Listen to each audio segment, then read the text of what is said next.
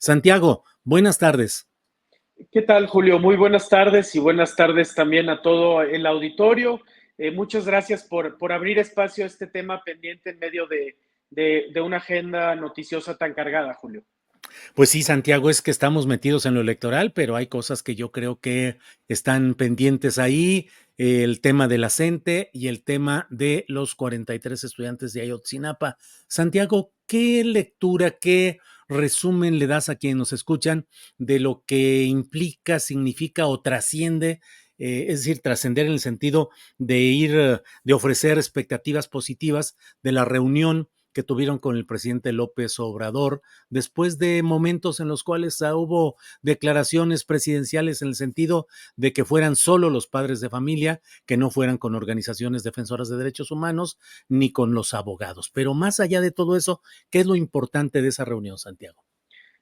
Sí, claro, Julio, muchas gracias. Pues desde el Centro PRO lo que pudimos ver al dialogar con las familias es que le asignan relevancia al hecho de haber podido restablecer las reuniones. Tenían alrededor de 10 meses sin poder dialogar con el presidente de la República, cuando antes había habido un diálogo muy fluido. Y lo más relevante de este encuentro es que se pudo restablecer ese diálogo. La reunión sirvió también, Julio, para que las familias precisaran que sí se sentían agraviadas de que se hubiera dicho en algún momento que su movimiento tenía una agenda política o que era parte de la oposición y que por ello no se les iba a recibir durante las campañas. Y también sobre este tema de que en el fondo habían estado manipulados o atendiendo a otros intereses que no fueran los de la búsqueda de la verdad en su caso.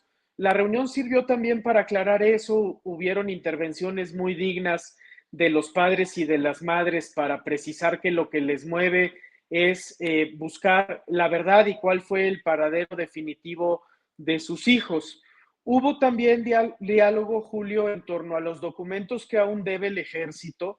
Del lado del gobierno federal se entregaron 15 folios adicionales que no habían sido entregados.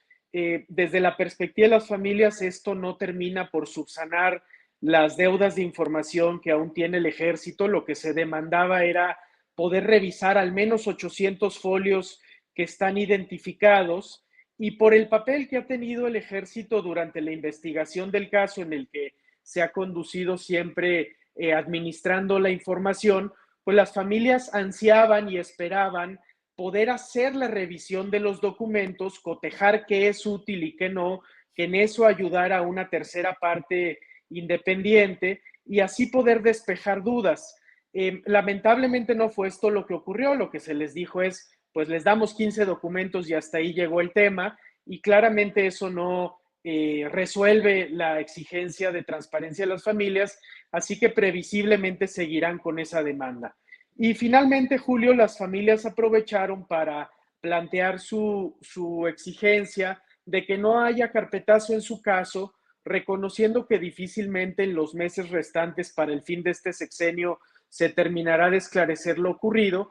Y en ese sentido le pidieron al presidente de la República que pueda contribuir a que se traslade la responsabilidad a la siguiente administración con la expectativa de que eso también permita renovar alguna interlocución.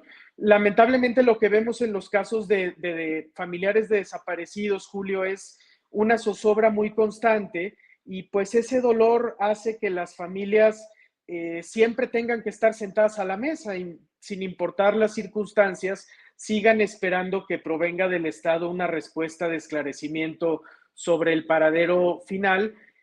Ayotzinapa va a quedar como un pendiente de esta administración, como lo será el tema de los desaparecidos, y ojalá que la renovación de la administración pública federal abra espacio también para nuevas aproximaciones al tema.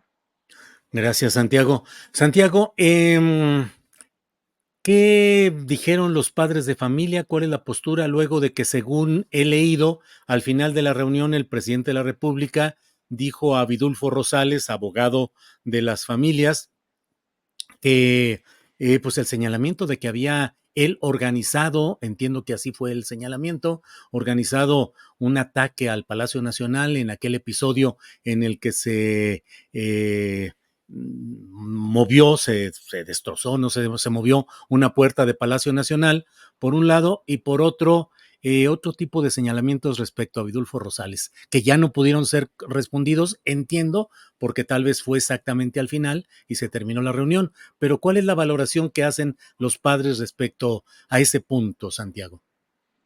Sí, Julio, en efecto nos quedó esa preocupación, fue un señalamiento duro del presidente de la República sobre el compañero abogado del Centro de Derechos Humanos de la Montaña Tlachinolan, que tiene pues una larga trayectoria de acompañar no solo a las familias de Ayotzinapa, sino también otras muchas luchas populares en el estado de Guerrero.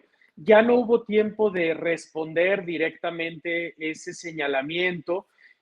Procuramos las organizaciones acercarnos con otras de las autoridades presentes ya en ausencia del presidente para clarificar el tema, reiterar que las organizaciones de derechos humanos nunca le han apostado a esquemas de lucha que no sean pacíficos y reiterar en todo caso que si hay alguna declaración hecha al calor de los eventos, de ninguna manera hubo después, y eso los hechos lo acreditan, actitudes de los padres o de las madres de intervenir en el proceso electoral o realizar alguna otra protesta de esta índole. Creo que es muy importante clarificar este extremo. A nosotros en el Centro PRO nos consta, Julio, que en muchas ocasiones el papel de Vidulfo, lejos de atizar, es en realidad de actuar con responsabilidad para que se canalice el diálogo y en unas circunstancias muy difíciles, porque las víctimas están pues atravesadas por la impaciencia, el dolor, la incertidumbre, la indignación. Entonces, ojalá que este señalamiento no trascienda a mayores y bueno, que en lo que viene, probablemente ya no con esta administración, pero sí con la siguiente, haya mejores condiciones para que las organizaciones sociales y civiles puedan dialogar con el gobierno federal en turno, Julio. Bien, Santiago, pues vamos a estar atentos a lo que siga, porque insisto, más allá del torbellino electoral, de las guerras declarativas, de los cómputos, de los números, pues hay problemas que siguen ahí persistentes y que deben ser atendidos puntualmente. Así es que, a reserva de lo que desees agregar, como siempre, agradecer el que puedas estar con nosotros, como esta ocasión, Santiago.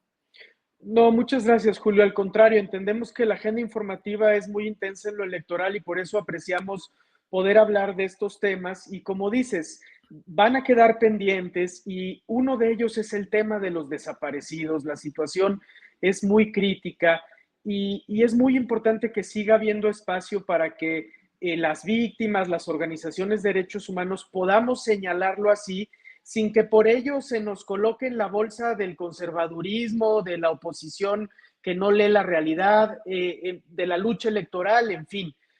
Los señalamientos sobre la continuidad de la crisis de desapariciones en el país tienen base en una realidad objetiva, los hacemos con el ánimo de que puedan atenderse y cambiar, y la voz de las víctimas de la violencia debe ser escuchada. Al principio de este sexenio así ocurrió, el subsecretario Encinas abrió bastantes espacios para que así fuera, pero esa agenda se abandonó cuando el subsecretario Encinas salió de la Administración Pública Federal. Ojalá que pueda recuperarse en los meses y años por venir, Julio. Bien, Santiago, pues seguimos atentos, seguimos en comunicación. Gracias por esta tarde. Gracias, Santiago. Muchas gracias.